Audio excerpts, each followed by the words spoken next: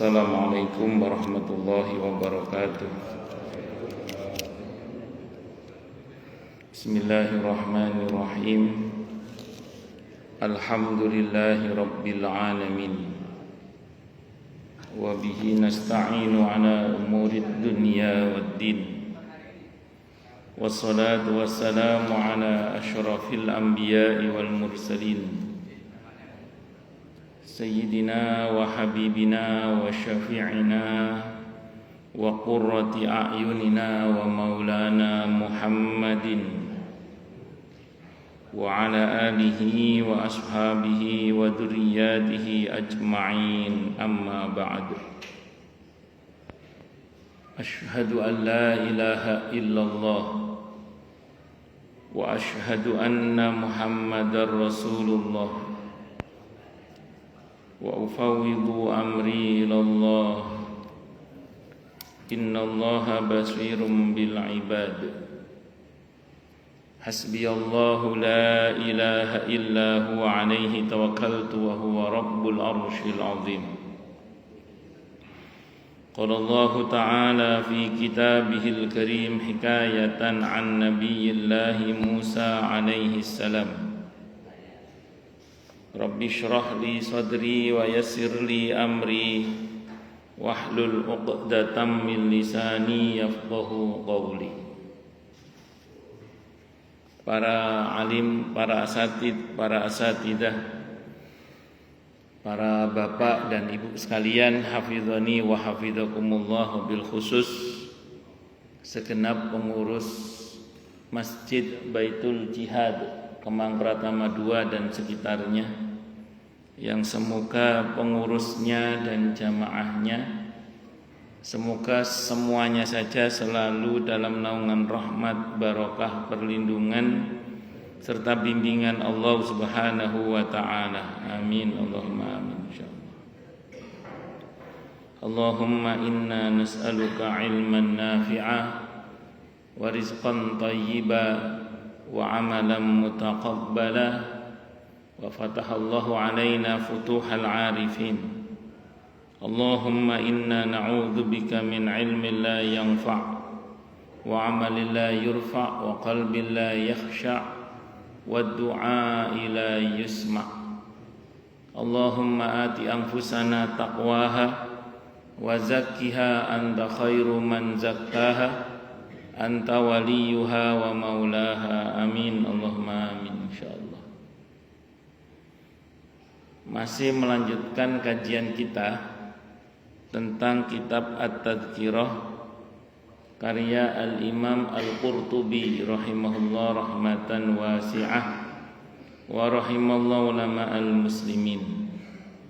Qala al-musannif rahimahullahu ta'ala wa nafa'ana bihi wa bi'ulumihi fid dharain, amin. Bismillahirrahmanirrahim. Babu fi su'alil malakaini lil 'abdi wa fi ta'awudhi min 'adzabil qabri wa 'adzabin nar. Bab menerangkan tentang pertanyaan dua malaikat pada seorang hamba dan menerangkan tentang ta'awudz, berlindung kepada Allah dari azab kubur dan azab neraka. Secara prinsip yang bisa kita ketahui dari dalil-dalil yang ada, merujuk pada informasi dari Allah dan Rasulnya Muhammad sallallahu alaihi wasallam,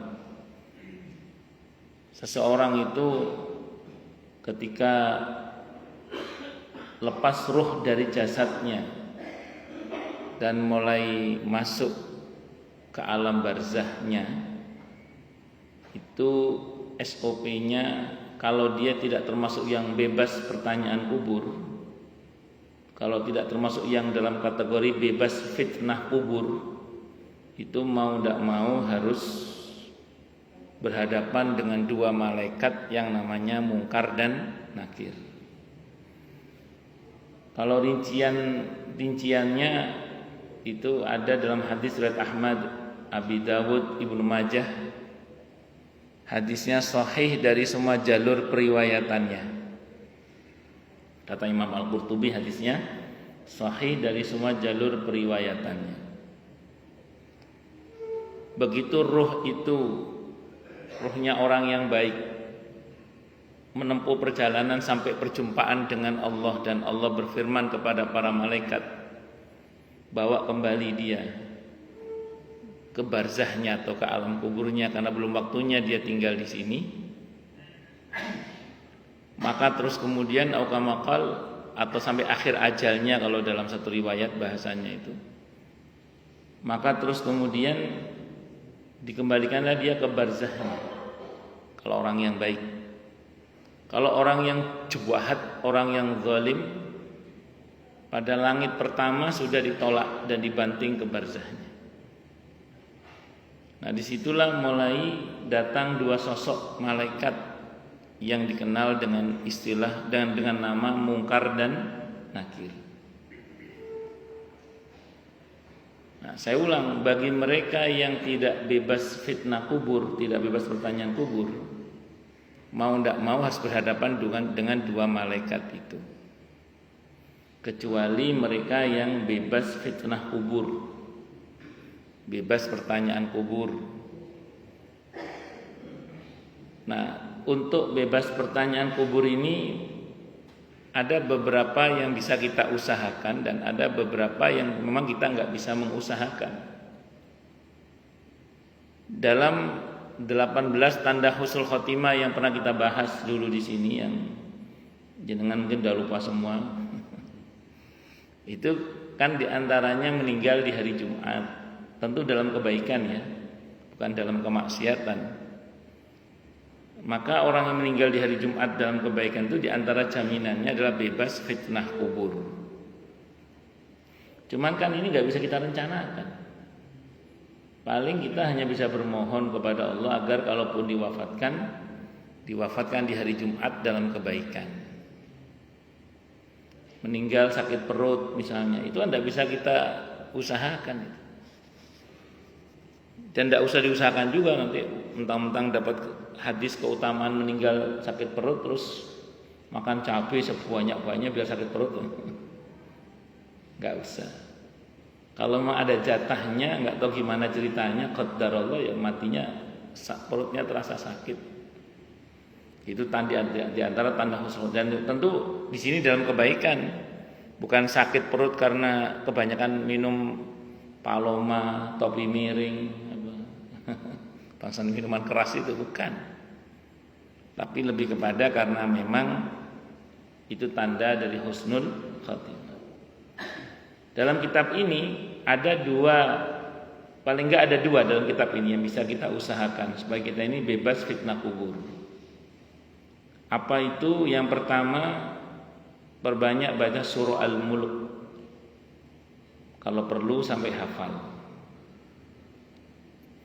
Di malam hari lebih baik kapanpun, tidak ada masalah. Karena redaksi hadisnya macam-macam, ada yang menyebut malam, ada yang tidak menyebut waktunya. Yang penting banyak baca surah Al-Mulk, syukur-syukur sampai hafal. Dalam tafsir Ibnu Katsir dikutip satu riwayat yang kata Ibnu Katsir hadisnya lemah, kata Ibnu Katsir. Tapi kata Imam Al-Qurtubi dalam tafsir itu juga, beliau menyebutkan hadisnya hasan. Hadisnya apa? Hasan. Makanya Ibnu Katsir tetap mencantumkan karena kata Imam At-Tirmidzi hadisnya apa? Hasan.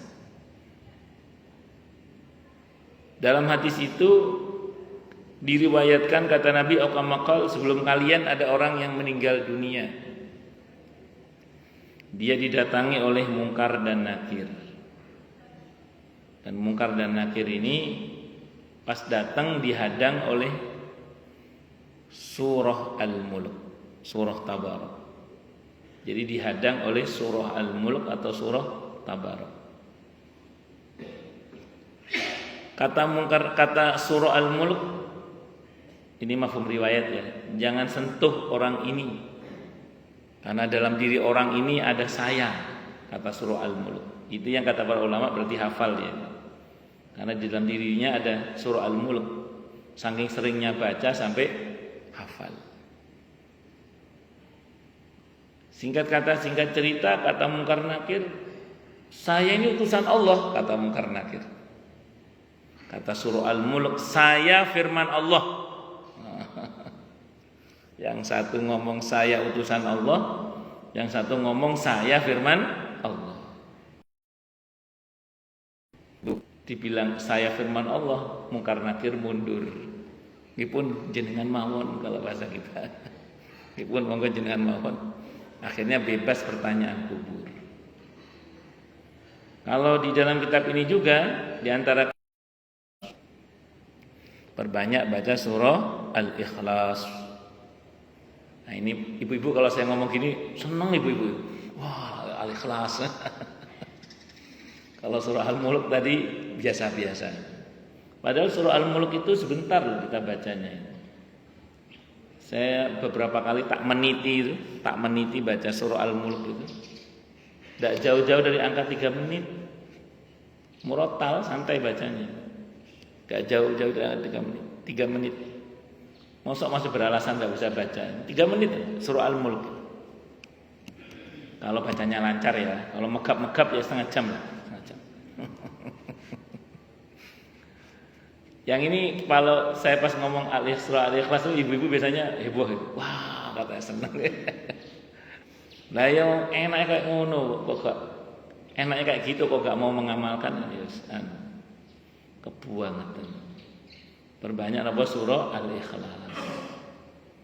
Kalau Al-Ikhlas ini kiranya diambil dari satu riwayat. Hadisnya riwayat Ahmad. Hadisnya itu sahih. Barang siapa yang membaca surah Al-Ikhlas 10 kali, enggak diseling dengan bacaan yang lain, maka Allah akan bangunkan rumah di surga.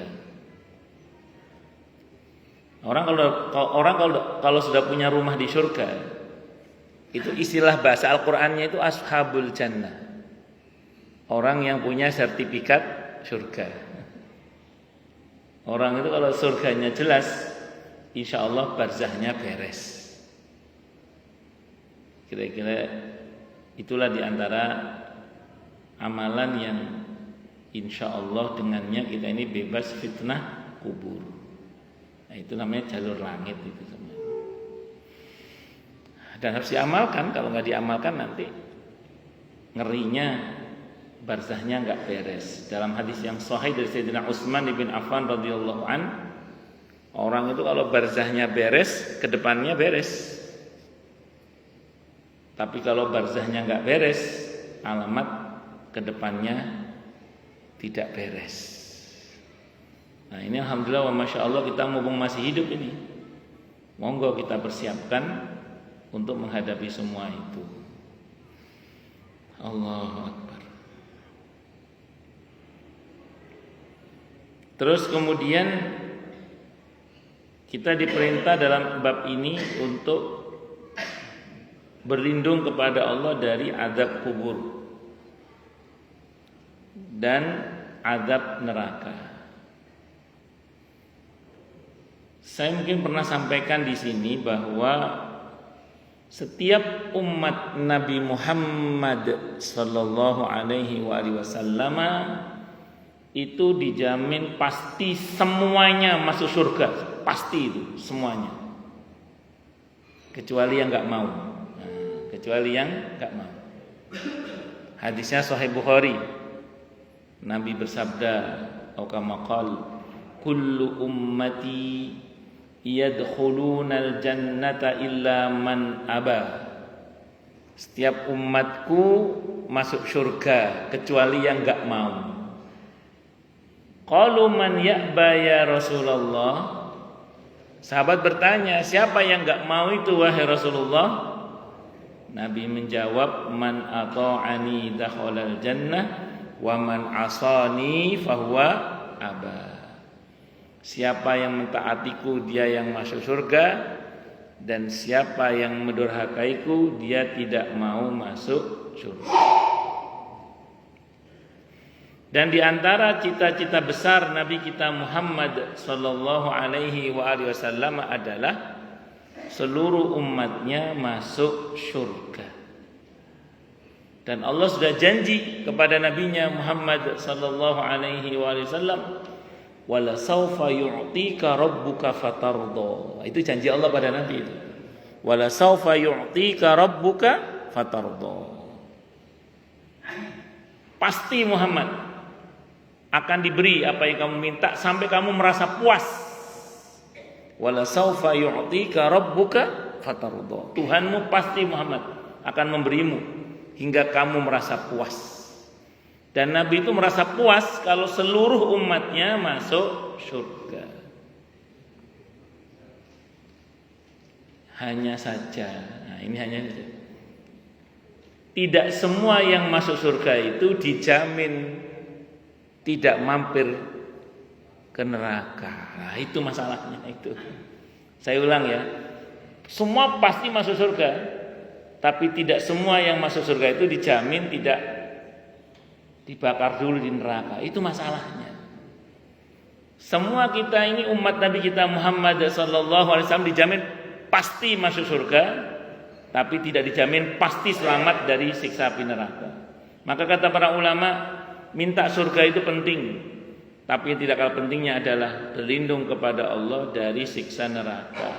Dengan pertimbangan tersebut tadi, maka kalau kita berdoa Rabbana atina fid dunya hasanah wa fil akhirati hasanah, pas waqina adzabannar, itu yang serius.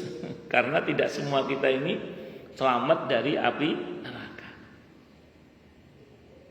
Allahumma inni as'alukal jannah, Allahumma ajirni minan nar, Allahumma ajirni minan nar, itu yang serius.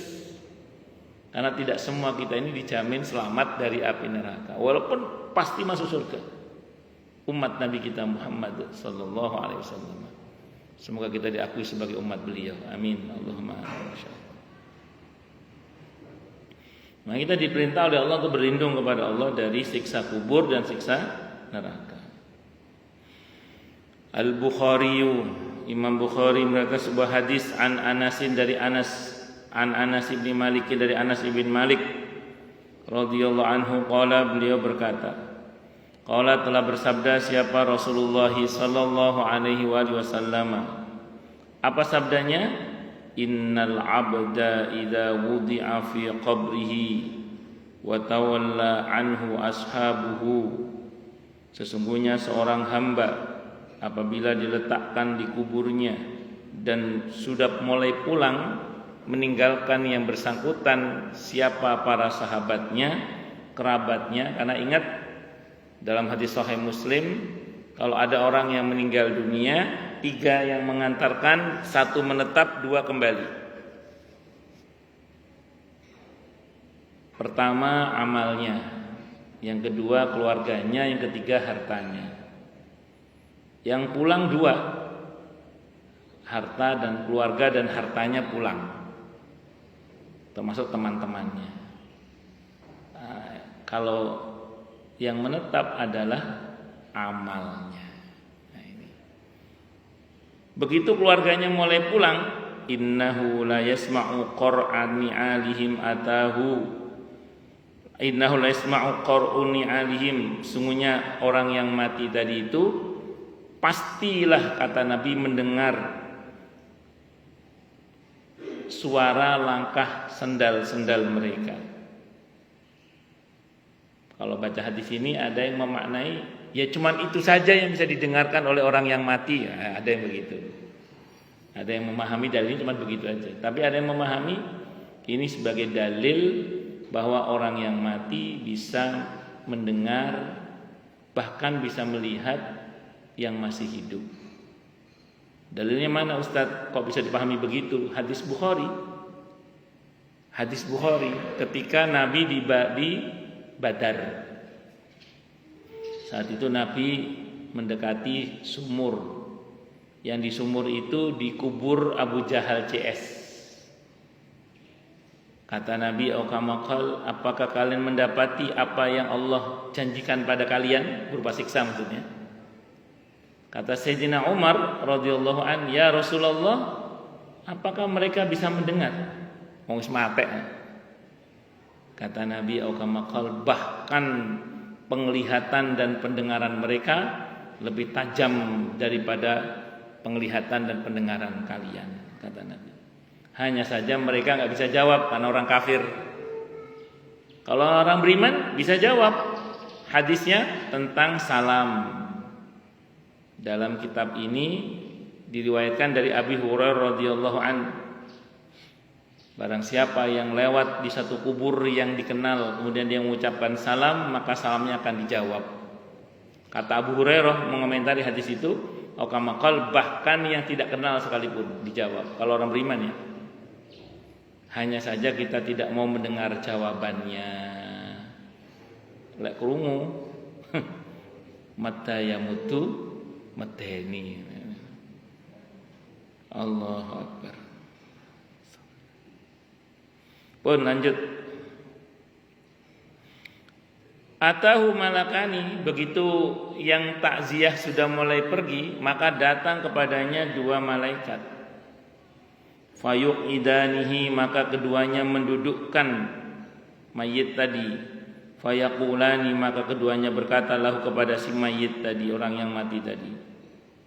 Ma kunta taqulu fi hadzal rajul, apa yang bisa kamu katakan tentang laki-laki ini, yaitu Nabi kita Muhammad sallallahu alaihi wasallam, Muhammadin sallallahu alaihi wasallam. Di antara pertanyaan kubur adalah tentang kenal orang ini enggak, yaitu Nabi Muhammad sallallahu alaihi wasallam. Allah. Fa'ammal mu'minu, maka adapun orang yang beriman, fayaqulu, maka dia berkata, ini hadis Bukhari ya, berarti sahih hadisnya. Asyhadu, kata orang beriman berkata, asyhadu, saya bersaksi, annahu Abdullah, sungguhnya beliau ini adalah hamba Allah, wa rasuluhu, dan utusan Allah. Kenapa? Karena semasa hidup orang ini syahadatnya benar. Lisannya bersyahadat, hatinya bersyahadat, makanya dibuat oleh Allah yang bersangkutan kenal dengan nabinya Muhammad sallallahu alaihi wasallam. Apalagi dia rajin bersolawat untuk nabi kita Muhammad sallallahu alaihi wasallam. Apalagi dia rajin dan berusaha mengikuti sunnah nabi kita Muhammad sallallahu alaihi wasallam. Apalagi dia berusaha juga menyebarluaskan dakwah Nabi kita Muhammad sallallahu alaihi wasallam. Pasti bisa jawab. Allah. Fayuqalu lahu, maka dikatakan kepada orang ini, kepada si mayit ini, undur ila maq'adika fi minan nari.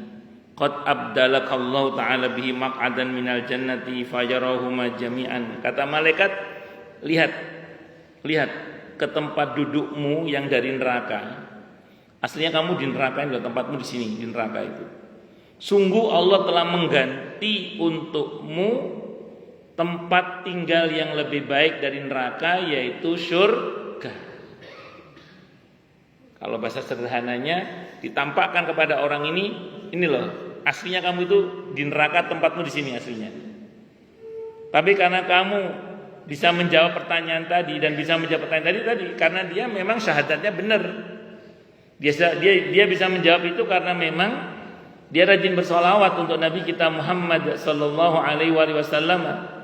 Dia benar jawabnya karena dia senang ikuti sunnah beliau, dan dia bisa jawab karena bahkan dia suka mendakwahkan dakwahnya Rasulullah Muhammad sallallahu alaihi wasallam.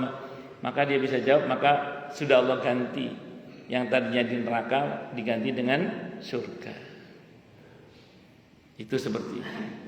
Ditampakkan keduanya. Jangan-jangan awakmu mau neraka ya, begini ya panggonanmu. Tapi Allah ganti di sini sekarang, kamu di surga. Gara-gara tadi itu bisa menjawab pertanyaan kubur tadi itu. Dan pertanyaan kubur ini nggak bisa dihafalkan jawabannya, nggak bisa nyontek juga, karena itu refleksi amal. Apa refleksi amal? Allah. Qala Qatadah, itu berkata siapa? Imam Qatadah rahimahullah. Kalau Abu Qatadah sahabat radhiyallahu an, kalau Qatadah itu tabi'in.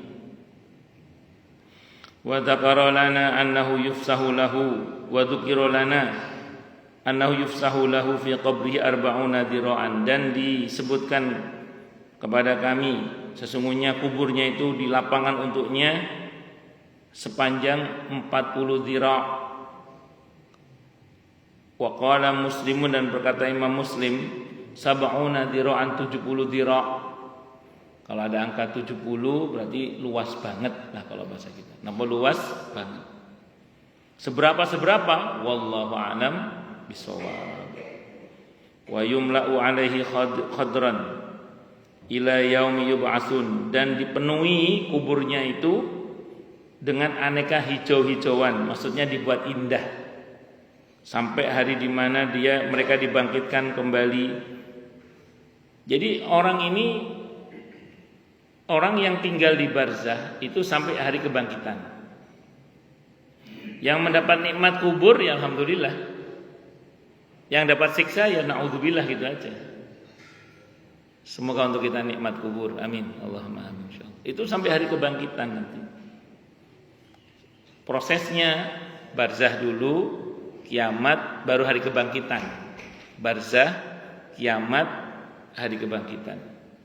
Dan kita akan dibangkitkan di mana kita dikubur. Bahasa Al-Qur'annya di surah Al-Maidah itu, minha khalaqnakum wa fiha nu'idukum wa minha nukhrijukum taratan ukhra. Jadi dari bumi itu kita semua diciptakan, dan ke bumi itu pula kita akan dikembalikan, dan dari bumi itu pula nanti kita akan dibangkitkan kembali. Itu seperti itu. Pun Raja'a ila hadis Anasin, kembali ke hadis Anas.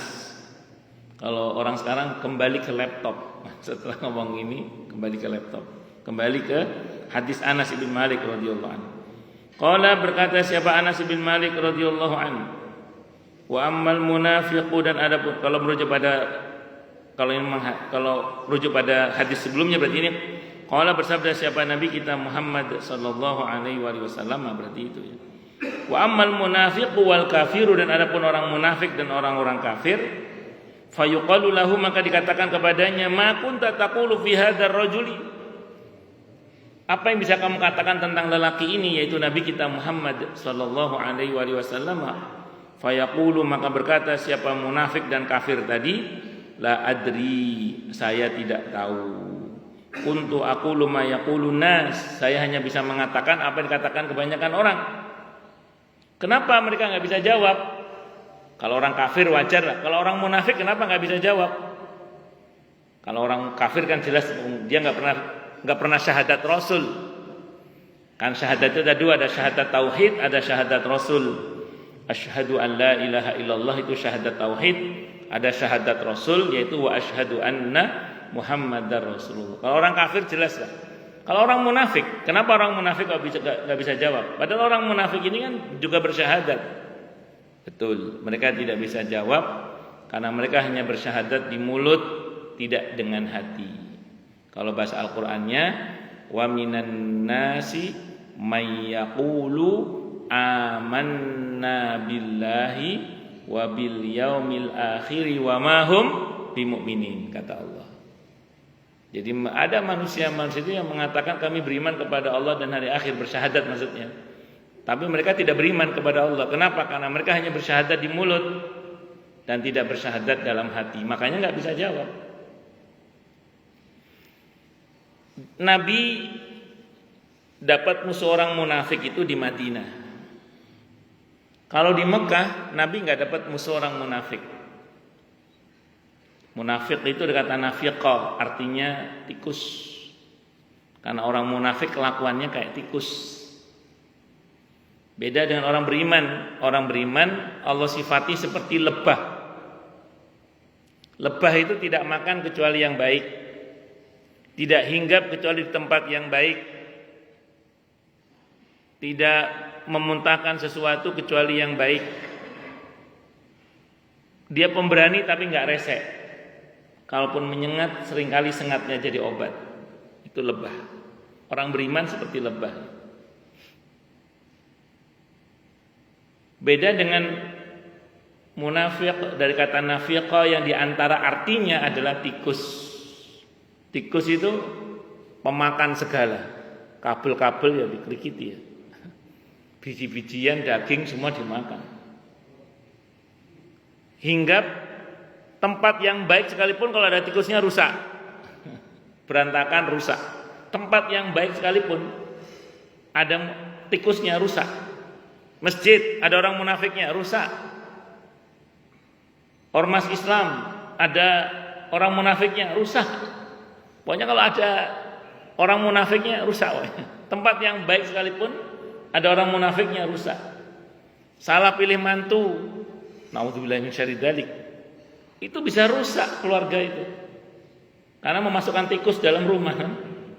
Salah pilih mantu, salah pilih besan, salah pilih bojo, salah pilih misalnya, naudzubillahi min syarri dzalik. Jadi ini seperti memasukkan tikus dalam rumah, bikin masalah. Yang keluar dari tubuhnya bahaya semua itu. Kencingnya ya bahaya, pupnya ya bahaya tikus itu. Kan konon katanya kalau ada banjir ada mengandung kencing tikus, kalau ada luka menganga kena penyakit apa itu namanya, pes atau apa namanya, saya nggak ngerti. Bahaya. Pengecut.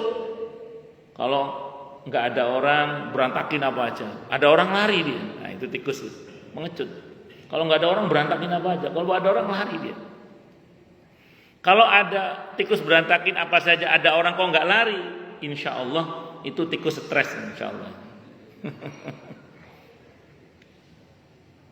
Mungkin saya pernah cerita di sini apa enggak itu, di rumah itu pernah ada tikus, kata Mas ada tikus, mau saya pukul tuh nggak lari dia. Saya curiga, jangan-jangan stres ini tikus ini.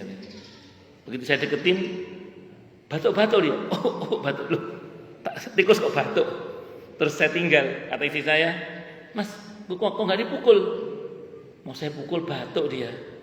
Udah insya Allah mati sendiri, saya bilang gitu. Betul, qadar Allah besok mati dia. Memang tikus itu kalau ada orang biasanya kan lari, ini kok nggak lari, mesti stres gitu. Pengecut dia. Dan tikus itu kalau tadi lebah kan sengatnya jadi obat. Kalau ini kalau tikus marah, petani kelabakan itu. Kalau hama tikus nyerang itu kan petani kelabakan. Naudzubillahi min syarri dzalik. Ini ngerusak. Nah, orang munafik di masa Nabi itu baru ada di periode Madinah. Kok bisa begitu? Begini. Nabi ketika berdakwah di Mekah, Nabi berhadapan dengan orang-orang lembah yang mereka itu orangnya apa adanya. Orang Mekah itu orangnya apa adanya orangnya. Orang Mekah itu. Lah iya lek kak. Itu orang Mekah itu. Wani rai. Kan ada orang itu wani silit kak wani rai itu kan ada. Ini enggak. Depan wani. Orang Mekah itu gitu. Lah iya lek kak lek seneng ketok, gak seneng ya ketok. Itu orang Mekah. Makanya di Mekah Nabi itu tidak punya tantangan orang munafik. Dan peta dakwanya Nabi di Mekah jelas. Mana kawan, mana lawan jelas. Petanya jelas di Mekah itu. Masuk di Madinah, Nabi berhadapan dengan ada salah satu masyarakat di Madinah itu kalau ngomong itu suka muter-muter. Kalau ngomong itu suka muter-muter kalau ngomong itu. Nah, orang munafik itu di Al-Qur'an dibahasakan dengan istilah orang yang suka memain-mainkan lidahnya. Suka muter-muter. Kata sebagian para ahli sejarah itu mengatakan satu masyarakat kalau ngomongnya suka muter-muter biasanya potensi munafiknya itu besar biasanya. Nah, di Madinah Nabi berhadapan dengan kelompok seperti itu. Sebagian, tidak semuanya. Nah, di antara tokohnya itu adalah Abdullah bin Ubay bin Salul. Yang bersangkutan ini sebenarnya digadang-gadang jadi pemimpin Madinah sebelum Nabi hijrah. Begitu Nabi kita Muhammad sallallahu alaihi wasallam hijrah ke Madinah, yang bersangkutan ini kalah. Jadi kalah pamor lah kalau bahasa kita. kalah pamor. Secara aklamasi masyarakat Madinah yang heterogen itu mengangkat Nabi kita Muhammad sallallahu alaihi wa alihi wasallam sebagai pemimpin mereka. Abdullah bin Ubay bin Salul mau konfrontasi nggak berani, karena secara kalkulasi politik pasti kalah. Mau beriman dia nggak beriman kepada Nabi Muhammad sallallahu alaihi wasallam. Maka kemudian dia ya nggak bisa ngapa-ngapain gitu. Sampai akhirnya datang sekelompok tokoh Yahudi datang ke Abdullah bin Ubay bin Salul. "Dul, kamu masuk Islam saja."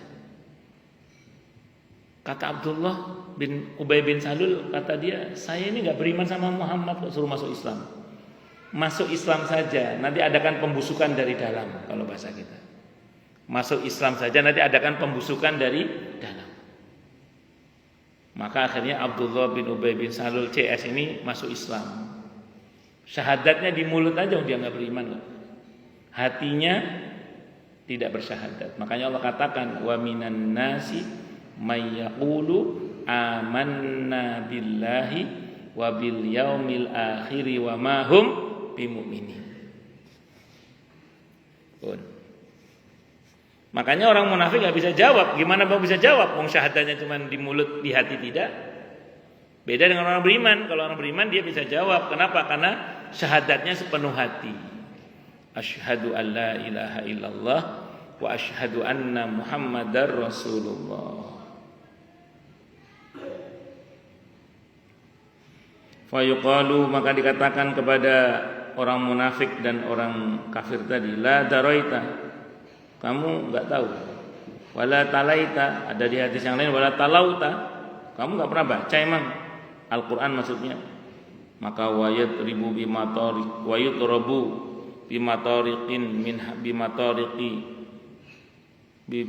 bimatariqa min hadidin darbatan baina udunaihi, maka dipukul yang bersangkutan itu dengan penggada yang terbuat dari besi dengan sekali pukulan. Baina udunaihi, di antara kedua kupingnya, kepalanya pentung. Fayasfihu sayhatan, maka dia bersangkutan berteriak dengan satu teriakan, yasma'uha, yang bisa didengarkan man siapapun yalih yang ada di sekitarnya, ila tsaqalain, kecuali jin dan manusia. Allahu Akbar. Makanya saya ulang sekali lagi, pertanyaan kubur itu jawabannya nggak bisa dihafalkan, juga nggak bisa apa tadi, nyontek. Semuanya refleksi dari amal kita. Dan jangan lupa tadi jalur langitnya, perbanyak baca surah Al-Mulk dan perbanyak baca surah Al-Ikhlas. Allahu Akbar. Qultu, aku berkata, laisa inda muslimin, ini bukan menurut Imam Muslim. Summa raja'a ila hadis Anasin, kemudian kembali pada hadis Anas bin Malik radhiyallahu anhu. Kalau di catatan kakinya yang terakhir tadi itu bukan riwayat Muslim, tapi riwayat Ahmad itu. Kata Imam Al-Qurtubi begitu. Kemudian ila hadis Anas, ila akhir hingga akhirnya. Tapi yang pertama tadi hadis Bukhari ya. Yang pertama tadi hadis Bukhari, itu sahih. Cuman yang belakangan tadi itu yang dikatakan Imam Muslim tadi, kalau kata Imam Al-Qurtubi itu bukan kata Imam Muslim, itu kata Imam Ahmad itu. Imam Ahmad itu gurunya Imam Bukhari. Summa raja'a ila hadis Anas, kemudian kembali kepada hadis Anas bin Malik radhiyallahu anhu ila akhir hingga akhirnya. Wa inna ma huwa 'indal Bukhari, dan bahwasanya dia adalah hadis milik Imam Bukhari.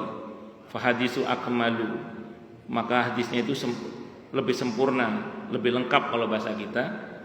Wa qaulul malakain, dan ucapan dua malaikat.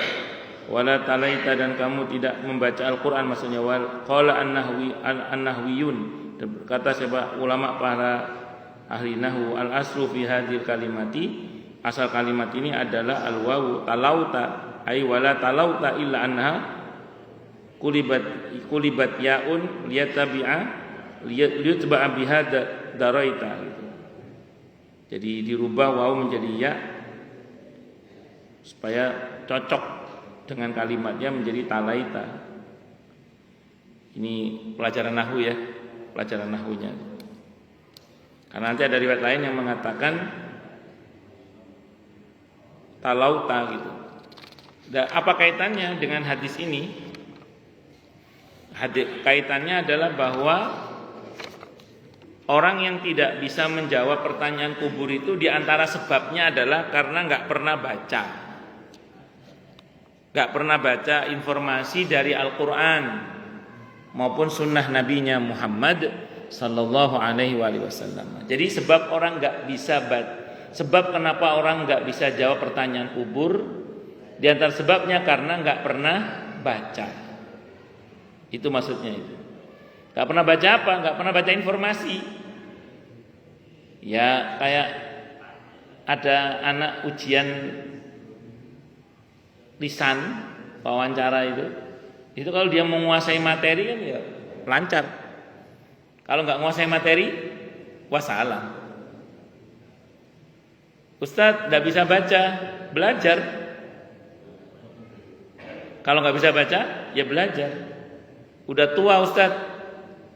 Nabi kita Muhammad Sallallahu Alaihi Wasallam itu baru belajar baca Al-Quran itu di usia 40 tahun.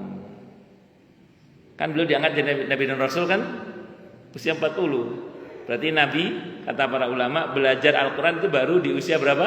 40 tahun. Jadi nggak boleh dengan alasan karena sudah tua terus nggak mau belajar Al-Quran.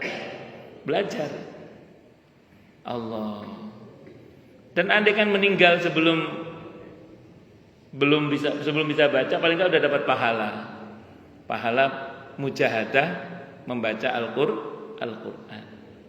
Belajar membaca Al-Quran. Itu seperti itu. Makanya nun sewu nggih, belajar. Oh, gurunya masih muda-muda. Nabi kita Muhammad Sallallahu Alaihi Wasallam itu lebih mulia daripada malaikat Jibril, tapi Nabi tidak malu belajar kepada malaikat Jibril. Jadi jangan malu belajar kepada yang lebih muda atau yang lebih jauh di bawah kita lah istilahnya gitu usianya atau apapun.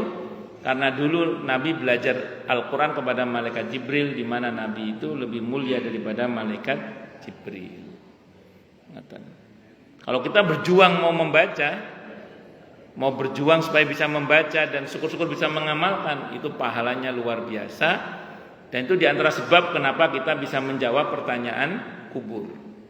Karena kita baca hadis, kita baca Al-Quran, kita baca hadis, sehingga kita tahu bahwa yang ditanyakan itu adalah Rasulullah Muhammad Sallallahu Alaihi Wasallam.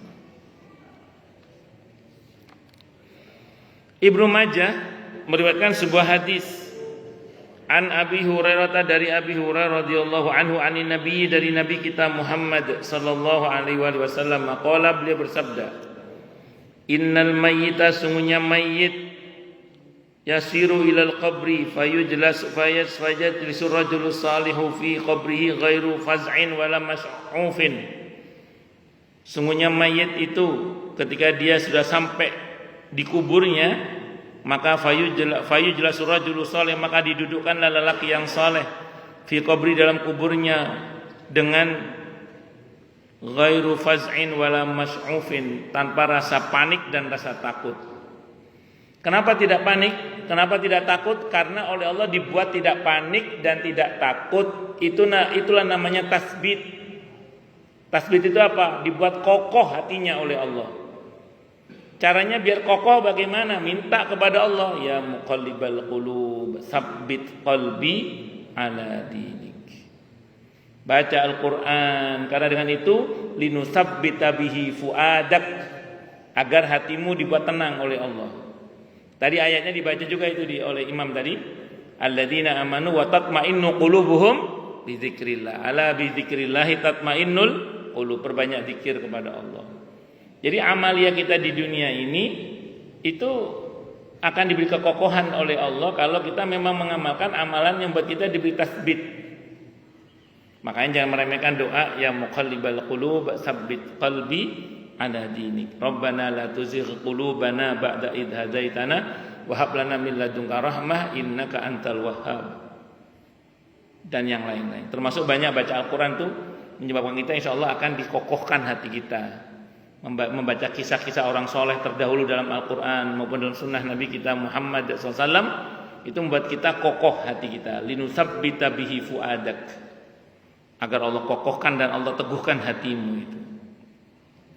Summa yuqalu lahu fima kunt, dan dikatakan kepadanya di mana kamu berada. Fayaqulu, maka beliau berkata, kuntu fil Islam, saya dulu istiqomah di dalam Islam sampai mati menjadi seorang muslim, tidak murtad, tidak kafir. Fayaqulu ma hadzal rajul, maka dikatakan kepadanya, siapa, apa yang kamu katakan tentang laki-laki ini, yaitu Nabi Muhammad sallallahu alaihi wasallam. Fayaqulu, maka menjawab si laki-laki tadi, Muhammad Rasulullah, beliau ini adalah Nabi Muhammad utusan Allah. Ja'ana bil bayyinat, beliau datang kepada kami dengan membawa bukti-bukti atau mukjizat-mukjizat, ayat-ayat min indillah, dari sisi Allah. Fasaddaqnahu, maka kami membenarkan beliau. Fayaqulu fayuqalu lahu, maka dikatakan kepadanya, hal ra'aitallah, apakah engkau melihat Allah? Fayaqulu la, tidak. Ma yanbaghi li ahadin ayyarallah, tidak sepatutnya seorang itu melihat Allah. Maksudnya enggak bisa kalau saat ini, nanti di surga baru bisa. Fayufarraju lahu farjatan, maka dilapangkanlah untuknya kuburnya dengan satu kelapangan, kibalan nari. Fayufarraju lahu farjatan kibalan nar, maka dibuka tabir untuknya yang mengarah ke arah neraka. Fayandurillahi, maka dia melihat ke neraka itu, yahtumu ba'duha ba'dun, apinya bergejolak. Fayuqalu lahu, maka dikatakan kepadanya, undur ila ma waqaqallah, lihatlah ke tempat di mana Allah selamatkan kamu dari tempat itu, yaitu neraka.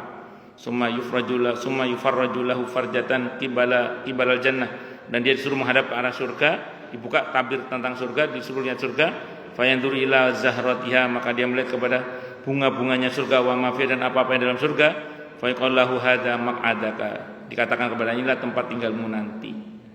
Terus dikatakan wa yaqul lahu, dan katakan dalam riwayat ini penting, alal yaqini kunta. Nah, ini semua karena kamu dulu yakin semasa hidup di dunia. Wa alaihi mutta, dan di atas keyakinan itu kamu mati.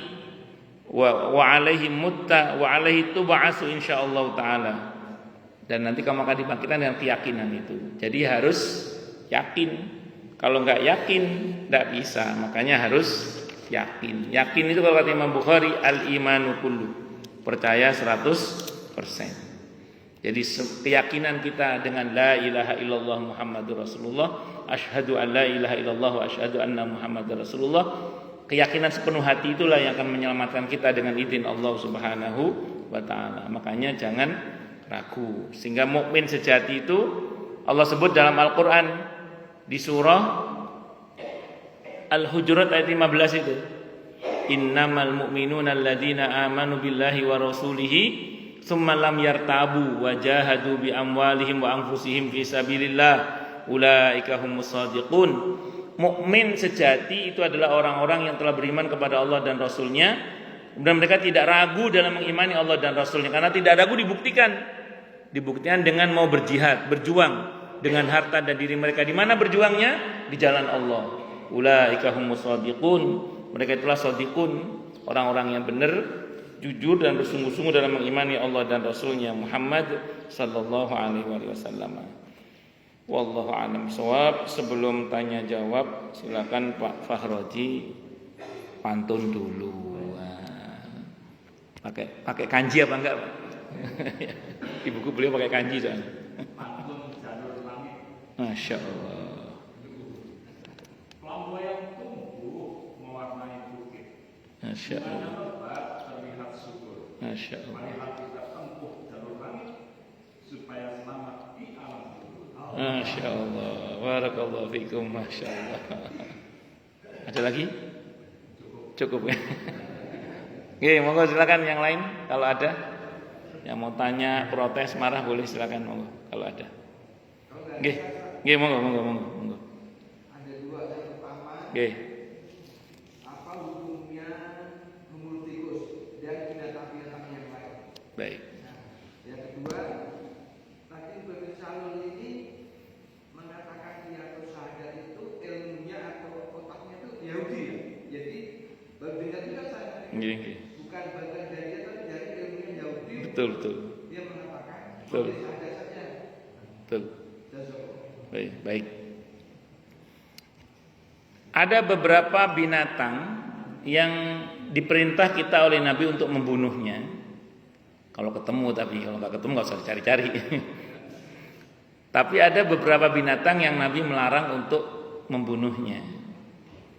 Di antara yang oleh Nabi diperintah untuk membunuhnya kalau kita ketemu, daripada konsekuensinya kalau membahayakan manusia biasanya itu ular yang berwarna hitam. Dalam konteks yang dimaksud itu ular yang berbisa sebenarnya pada saat itu. Tapi tidak usah berburu ya kalau ketemu gitu. Karena pilihannya kalau nggak manusia yang mati, dia yang mati pilihannya. Maka pukul. Itu makanya Sayyidina Umar kalau ketemu ular yang berbisa langsung pukul sama beliau itu.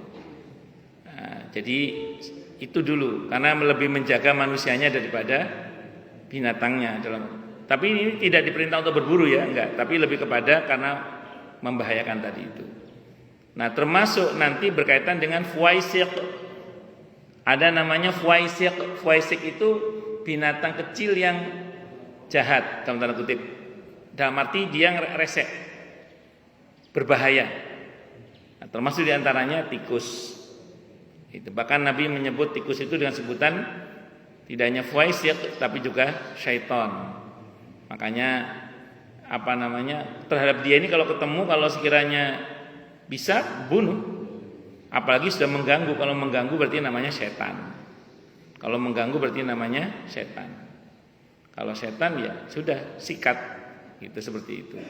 Jadi pilihannya dua, manusianya yang terancam atau binatangnya yang terancam. Kalau harus memilih ya pilih binatangnya, itu seperti itu. Tapi ini kita tidak diperintah berburu ya, berburu tikus, enggak ya. Kalau ketemu aja, ketemu ganggu pukul. Kalau enggak ya biarin aja. Itu seperti itu. Dan kita enggak harus mencari-cari, kecuali memang mengganggu silahkan. Kayak para petani karena terganggu dengan jumlah mereka ya, akhirnya dilakukanlah pemburuan. Itu karena terganggu atau karena diganggu dalam hal ini. Itu seperti itu. Nah, nanti ada beberapa binatang yang nggak boleh dibunuh, termasuk lebah nggak boleh dibunuh. Nah, terus katak, termasuk juga semut, itu diantaranya. Kalau ganggu gimana? Kalau ganggu namanya setan, terpaksa namanya. Nah, jadi kalau terpaksa silakan, tidak ada masalah. Misalnya ganggu semut banyak, aduh, ini kata nggak boleh dibunuh, tapi kalau nggak dibunuh ini terpaksa semprot tidak apa-apa, mengganggu namanya. Itu seperti itu. Wallahu a'lam bishawab. Itu satu nggih. Kemudian yang kedua mengenai Abdullah bin Ubay bin Salul. Itu di Al-Qur'an di surah Al-Baqarah itu ada yang kata-kata begini, Pak Haji. Wa idza laqul ladina amanu qalu amanna wa idza khalau ila syayatinihim qalu inna ma'akum innama nahnu mustahzi'un Allahu yastahzi'u bihim wa yamudduhum fi tughyanihim ya'mahun. Jadi orang munafik kalau ketemu sama orang-orang beriman, kami beriman kok seperti kalian. Tapi kalau ketemu sama setan-setan mereka, nah ini setan-setan mereka ini siapa? Kalau kita baca dalam tafsirnya, setan-setan ini maksudnya adalah orang-orang Yahudi yang menjadi pemimpin, yang mengasih ide kepada Abdullah bin Ubay bin Salul agar masuk Islam tapi pura-pura. Nah, jadi ingatan lagi. Wallahu a'lam bishawab. Memang betul idenya dari orang-orang Yahudi. Nah, orang Yahudi di Madinah itu karakternya itu tadi yang saya bilang wani selit gak wani rai. Jadi beraninya di belakang, gak berani berhadapan, gak berani. Itu orang munafik di Madinah. Makanya suku Aus dan Khazraj itu diadu domba oleh mereka. Kerjanya adu domba. Sampai sekarang itu orang Yahudi itu sedang mengadu domba. Depan itu stres mereka. Kalau perang udara mereka mungkin rodok wani, tapi perang darat sampai pakai pampers itu. Bisa terkencing-kencing itu. Itu seperti itu. Ngaten nggih, wallahu a'lam bishawab. Nggih monggo Pak Ahmad Raya. Iya. Iya. Iya, konon bin Sa'ud itu keturunan Yahudi. Iya, ya kan Raja Faisal ngomong itu, Raja Faisal dalam pidatonya. Dalam pidatonya. Ya, tapi mereka muslim. Jadi enggak semua Bani Israel itu enggak masuk Islam loh ya. Jadi gini, ketika Nabi diutus, beberapa tokoh Yahudi masuk Islam. Di masa Nabi yang masuk Islam tokohnya siapa? Di antaranya Abdullah bin Salam. Itu tokoh Yahudi itu. Radhiyallahu an, tapi masuk Islam. Tapi enggak banyak yang masuk Islam. Nanti turun surah Yusuf, mulai ada yang masuk Islam lagi. Nah, berbondong-bondong masuk Islam di masa Sayyidina Umar. Itu ketika Masjidil Aqsa dikuasai oleh kaum muslimin, itu banyak yang masuk Islam, termasuk Ubay bin Ka'ab, bukan Ka'ab al-Akhbar. Itu anaknya pendeta yang masuk Islam gara-gara dia baca Taurat yang disembunyikan oleh bapaknya itu satu lembar. Ternyata itu berisi tentang risalah Nabi kita Muhammad sallallahu alaihi wasallam. Jadi orang Bani Israel yang masuk Islam itu banyak gitu. Jadi tidak semua orang Bani Israel itu Yahudi. Beberapa mereka masuk Islam. Termasuk bin Sa'ud itu. Bin Sa'ud itu kalau menurut penuturan Raja Faisal dalam sebuah pidato beliau yang dikutip dalam satu koran itu, nah, beliau mengatakan bahwa ya beliau itu ada kedekatan dengan orang-orang Yahudi di Madinah terutama. Dan sampai sekarang Yahudi itu masih ada di sana, di Saudi itu sampai sekarang masih ada. Itu seperti itu. Wallahu a'lam bishawab. Ngaten nggih? Nah, jadi begitulah. Saya pernah posting itu di Facebook itu tentang fenomena masjid di Tel Aviv itu. Jadi ada masjid di pusat kota di negara Israel itu imamnya S3 di bidang hadis, lulusan Madinah imamnya itu. Teman sama Facebook dibredel. Enggak boleh ditayang. Muslim, ya Muslim. Ya. Saya belum pernah ke Aqsa sih, insya Allah. Kata ada jamaah saya cerita, mungkin jangan punya pengalaman. Ada jamaah saya itu pas ke Aqsa itu kenalan sama orang Israel itu. Saya saudara kamu Muslim, saya Muslim. Jadi dia dari bangsa Israel tapi Muslim dia. Itu seperti itu. Wallahu a'lam bishawab. Saya nggak tahu deh. Nggih monggo. Nggih.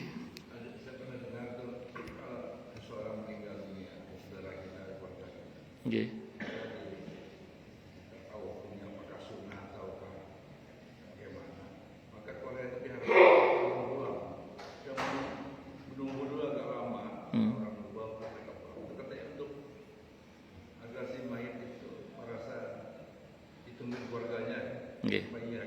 Hadisnya Sahih Muslim. Hadis nomor 121. Hadisnya Sahih Muslim, hadis nomor 121. Sahabat Abdullah ibn Amr ibn Al-As. Maaf. Amr ibn Al-As radhiyallahu an, mohon maaf. Bapaknya Abdullah berarti. Menjelang wafat itu berwasiat. Nanti kalau saya mati, kata Amr ibn Al-As radhiyallahu an, tolong jangan ditinggal saya ya. Jangan ditinggal. Temani saya di kuburan maksudnya. Sekiranya binatang dipotong dan dibagikan dagingnya. Sampai situ kata beliau supaya saya tenang karena dibersama kalian dalam menghadapi juru tanya itu, Mungkar dan Nakir itu, kata Amr ibn Al-As. Pertanyaannya ngapain kita nunggu itu? Kalau di hadis Nabi pernah bersabda, doakan saudara kalian ini ampunan, keteguhan hati dalam menjawab. Itu dalam hadis. Kemarin sudah kita bahas beberapa riwayat Nabi menemaninya dengan membaca tasbih, membaca takbir, di hadis yang lain membaca tahlil la ilaha illallah. Saya baca dalam kitab Riyadhus Shalihin, Imam Nawawi ngasih komentar. Imam Syafi'i berkata, selama menunggu itu hendaklah dibacakan Al-Qur'an. Ada catatan kakinya, si Albani berkomentar, saya tidak mendapat ini sebagai perkataan Imam Syafi'i. Tapi yang ngomong ini mazhabnya Syafi'i. Imam Nawawi itu. Si Albani kan Hambali. Ya kalau saya pilih Imam Syafi'iyahnya Imam Nawawi dalam hal ini. Nah, jadi monggo terserah, mau mendoakan boleh, mau baca Al-Qur'an juga boleh. Wallahu a'lam bishawab. Masing-masing punya hujah, punya dalil. Enggak usah berantem ya, enggak usah berantem. Ngoten nggih Pak Ahmad. Ya ada hadisnya, Pak. Hadisnya Sahih Muslim. Hadis nomor 121. Hadisnya cukup panjang, itu di bagian akhir itu. Di bagian akhirnya. Wallahu a'lam bishawab. Ada dalam kitab Riyadhus Shalihin juga. Di sini juga ada, dalam kitab At-Tadhkirah juga ada. Wallahu a'lam bishawab. Ada lagi? Monggo Pak. Nggih.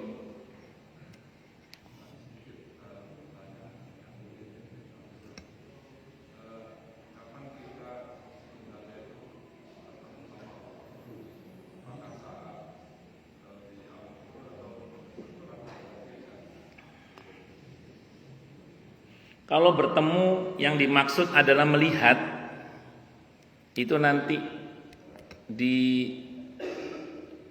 terutama di surga, terutama. Faman kana yarju liqa'a rabbih falyamal 'amalan shalihan wa la yusyrik bi ibadati rabbih ahada.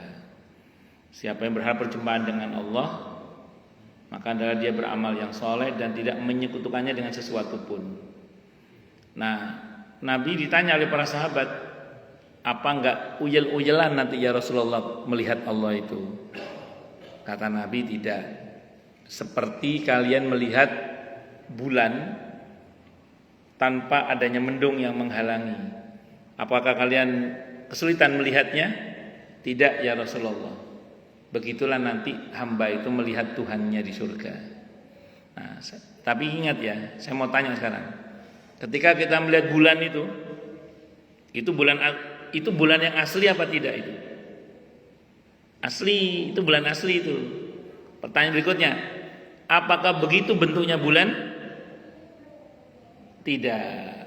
Jadi gini, kita akan di antara nikmat terbesar surga adalah perjumpaan dengan Allah. Kita akan melihat Allah, zat Allah kita akan melihatnya. Tapi kita tidak akan pernah sanggup menyentuh hakikat zatnya, enggak sanggup. Kita tidak akan pernah sanggup menyentuh hakikat zat Allah. Kenapa? Karena kita ini makhluk yang syarat dengan limitasi. Sementara Allah zat yang al-wasi', yang maha luas, yang tidak ada limitasinya. Allah tidak memiliki limitasi. Sementara kita makhluk yang syarat dengan limitasi. Sebetapapun kita bisa memandang dan melihat Allah yang asli, zat Allah yang sesungguhnya maksud saya gitu. Namun kita tidak akan pernah bisa menjangkau hakikat zatnya. Bagaimana? Wallahu a'lam bishawab. Ya, saya kira ngoten nggih. Wallahu a'lam bishawab. Terutama saat itu, Pak. Kalau di barzah belum di barzah. Nanti setelah kiamat itu ada proses pertemuan karena nanti sebelum surga itu ada proses di mana Allah menemui hamba-hambanya juga. Orang beriman langsung sujud.